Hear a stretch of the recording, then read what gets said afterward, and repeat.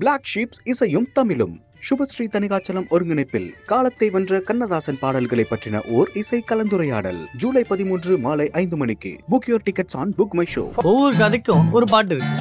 கதை சொல்ல அண்ணன் இருக்காரு. கதையோட கான்செப்ட் பண்ண கிழக்குவாசி சந்திரன் இருக்காரு. இது பிளாக் ஷீப்ஸ் கதையாம் கான்சர்ட் ஆம். For tickets visit blacksheepindia.com and bookmyshow.com. அப்படியே மீன் பிடிச்சின ஊர் சுத்தினே வருஷம் 4 ஓடி போச்சு. குறைச்சிட்டு கொஞ்சம் ரெஸ்ட் எடுக்கலாம்ல. நீங்களே எல்லாரும் மாதிரி இருந்தீங்க. காசு வாங்கி பழகிக்க. 15,000 ரூபாய் தான் வரும். அதுக்குள்ள குடும்பத்தை நடத்த முடியும்னா ஓகே சொல்லுங்க. ஆடியோல இருந்து இந்த பிரசாத் லேப்ல இருந்து இந்த ஆங்கர்ல இருந்து ஃபுட்ல இருந்து எல்லாத்தையும் பேசி பேசி பேசி சாதுரியமா நிகழ்ச்சி முடிச்சிட்டாரு.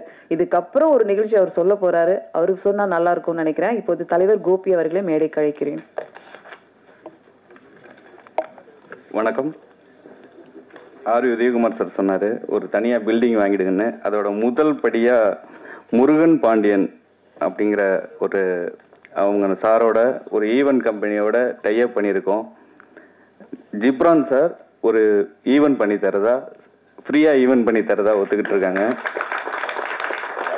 ஸோ முருகன் பாண்டியன் சாரை மேடைக்கு அழைக்கிறோம்.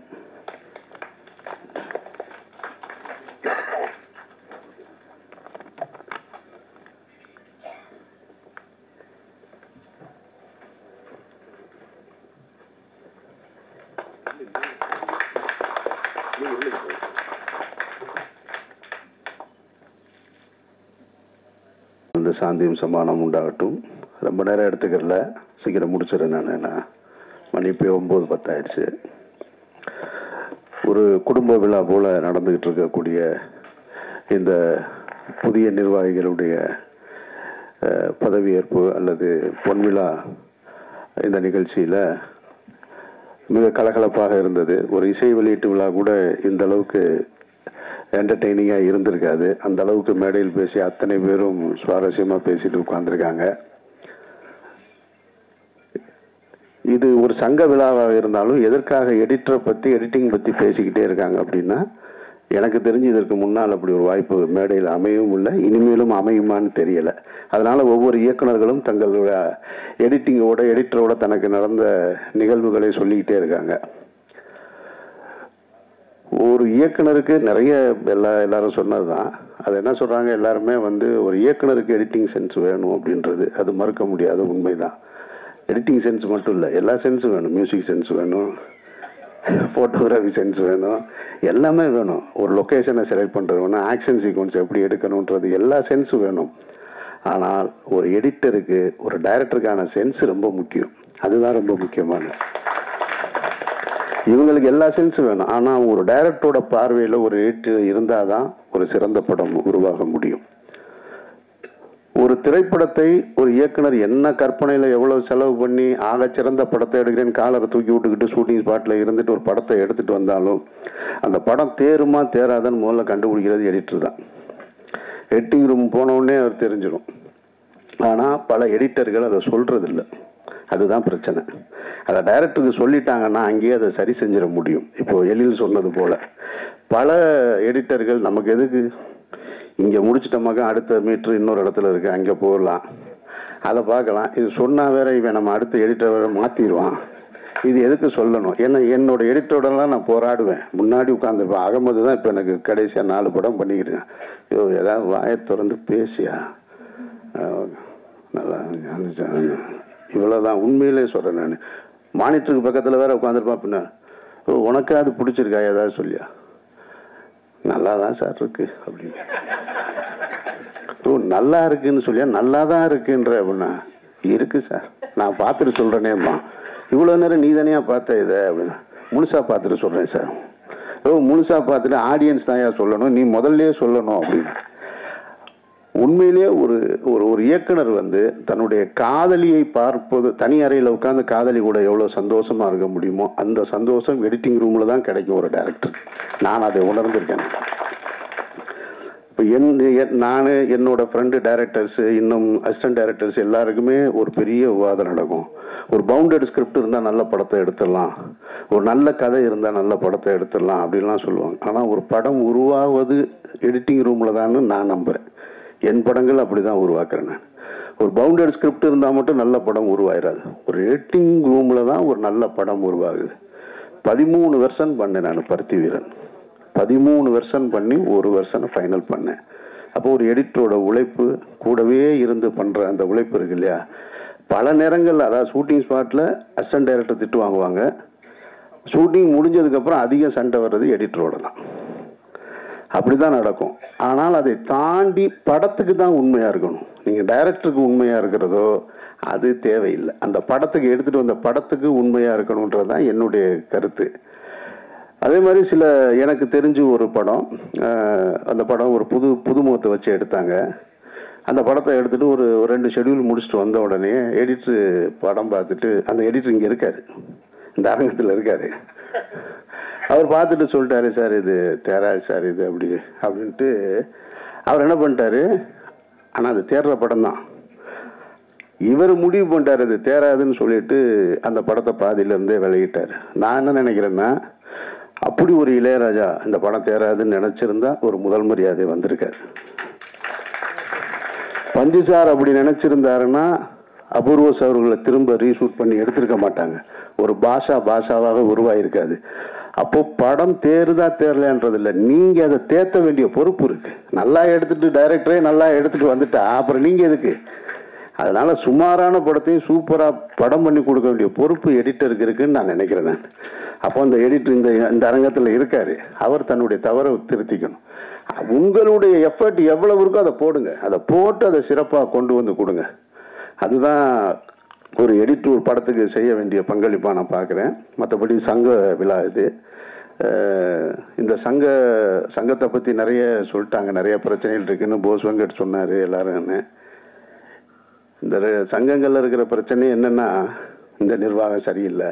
அதை முதல்ல தொடங்கும் போது எப்படி தொடங்குவாங்கன்னா, இந்த நிர்வாகி சரியில்லை சார், அப்படி தப்பு பண்ணுறாரு சார், இப்படி தப்பு பண்ணுறாரு சார், சங்கத்தை காப்பாற்ற வேண்டிய பொறுப்பு இருக்குது சார், உறுப்பினர்கள்லாம் கஷ்டப்படுறாங்க சார், இதெல்லாம் சொல்லி ஏற்றி விடுவான் 10 பேர்.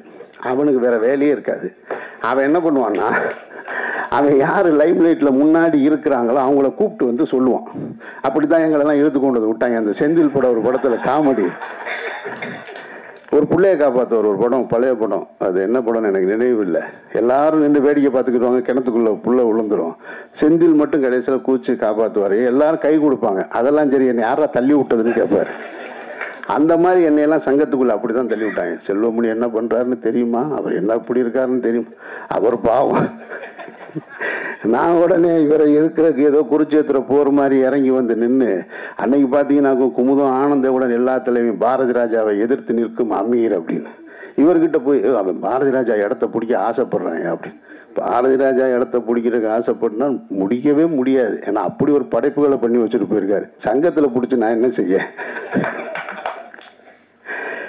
இப்படி எதையாவது ஒரு கொம்பு செய்ய விட்டு கொண்டு வந்து விட்டுட்டு போயிட்டான்.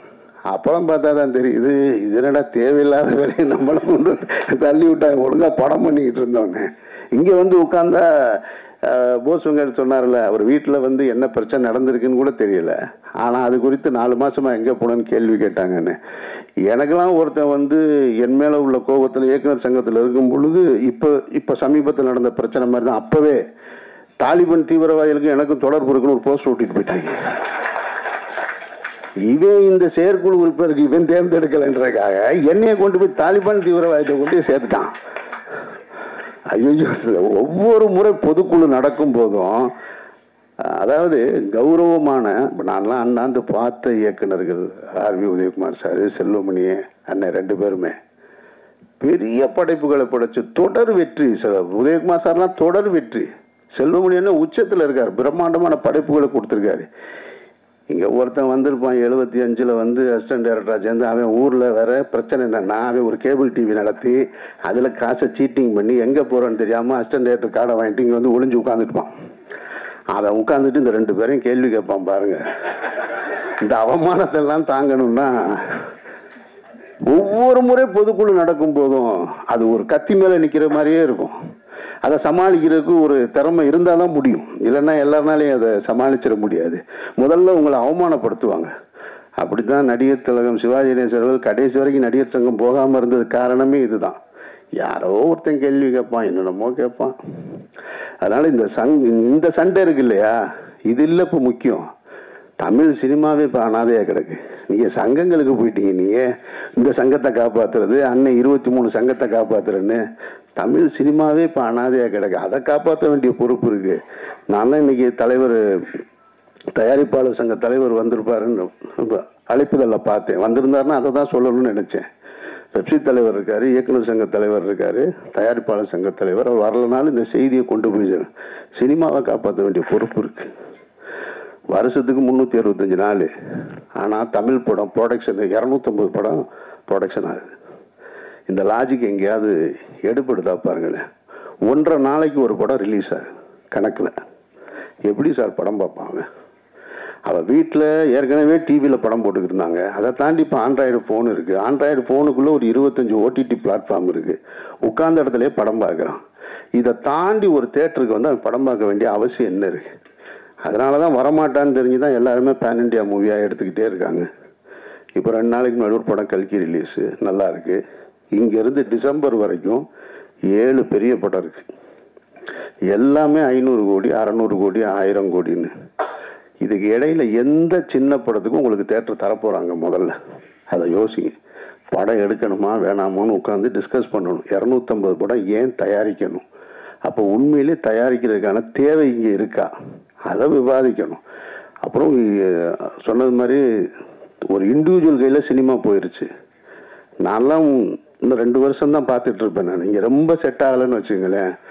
ஏற்கனவே பாரதி ராஜா சார் சொன்னார், அவர்னால இப்போ செய்ய முடியலை. நான் போய் செஞ்சிருவேன். மதுரையில் உட்காந்து அங்கேயே படம் எடுத்து அங்கேயே ஆட்களை வச்சு எடுத்துக்கிட்டு நான் இதை இங்கே உங்ககிட்ட பெப்சி தலைவர் வச்சுக்கிட்டே தான் சொல்கிறேன். சரி பண்ண முடியலாம், ஒன்றும் பண்ண முடியாது. ஏன்னா நான் எவ்வளவு செலவு பண்ணி ஒரு படம் எடுத்துகிட்டு வந்தாலும் தேட்டர் கிடையாதுங்க. தேட்டரில் ரெகுலர் ஷோ கொடுக்கல. ஒரு காலகட்டத்தில் 7-8 தேட்டருக்கு நம்ம படம் ரிலீஸ் ஆகுதுன்னா, மதுரைனா இந்த தேட்டரு, சினிப்பிரியா, சிந்தாமணி இப்படின்னு ரிலீஸ் ஆகும். சனி ஞாயிறுனா மற்ற நாட்களில் 3 ஷோ, சனி ஞாயிறு 4 ஷோன்றது சின்ன பிள்ளை கூட தெரியும். இப்போ எந்த தேட்டரில் எந்த படம் எப்போ ஓடுதுன்னு தெரில, எந்த ஷோ கொடுக்குறாங்கன்னு தெரியலை. தெரியாமல் எப்படி படம் பார்க்க முடியும்? ஒருத்தன் காலையில் படம் பார்க்கணுன்னு ஆசைப்பட்டிருப்பான், இல்லை மதியம் படம் பார்க்கணுன்னு ஆசைப்பட்டிருப்பான். 7:30 மணி ஷோ ஒன்று தாங்க இருக்குன்றாங்க ஒரு தேட்டரில். ஸோ அப்போ ரெகுலர் ஷோஸே படங்களுக்கு கிடைக்கிறது இல்லை. நீங்கள் கோடிகளை கொட்டி எடுக்கிற படங்களுக்கு ரெகுலர் ஷோஸ் கிடைக்காம அந்த படம் எடுத்தான்னா எடுக்கிறேன்னா என்ன? அதுக்கு அந்த காசை வச்சுருந்தா இப்போ நான் ஒரு 8 கோடி ரூபாய்க்கு ஒரு படம் எடுத்திருக்கேன். பேசாமல் அந்த காசை வச்சுக்கிட்டு புதுசாக கார் வாங்கிட்டு சந்தோஷமாக ஊர் பூரா சுற்றிக்கிட்டே தெரியலாம். இது எதுக்கு? இப்போ ரிலீஸுக்கு 1 கோடி ரூபாய் வேணும். ஒரு படத்தை நீங்கள் திரும்ப தேட்டருக்கு கொண்டு வந்து ஒரு படத்தை எடுத்து முடிச்சுட்டா ரிலீஸுக்கு கியூபுக்கு பணம் கட்டி, கியூப்லாம் அண்ணனுக்கு தெரியும்.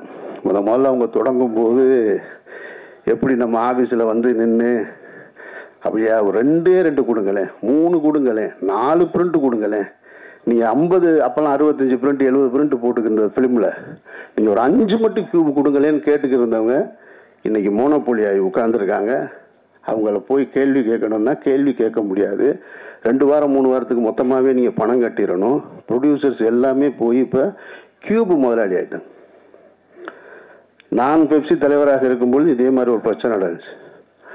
இதே எப்படி என்கிட்ட வாய்ப்பு கேட்டு வந்தாங்களோ கியூபு, அதே கியூபுக்கிட்ட நான் திரும்ப போகும்போது, நான் பெப்சி தலைவராக இருக்கும்போது போகும்போது, நீங்கள் வெயிட் பண்ணுங்கள் வெளியில் அப்படின்னு ரொம்ப கடுமையான வார்த்தைகளை பயன்படுத்திட்டு தான் சொன்னேன். நான் இந்த மோனோபோலி சிஸ்டம்லாம் இங்கே வச்சுக்கக்கூடாது, நீங்கள் ரொம்ப பிரச்சனை பண்ணீங்க, இந்த ஆஃபீஸே இருக்காது அப்படின்னு சொல்லிட்டு. இன்றைக்கி அப்படி ஒவ்வொரு தனித்தனி முதலாளிகளாக அவங்க கையில் சினிமா மாட்டியிருக்கு.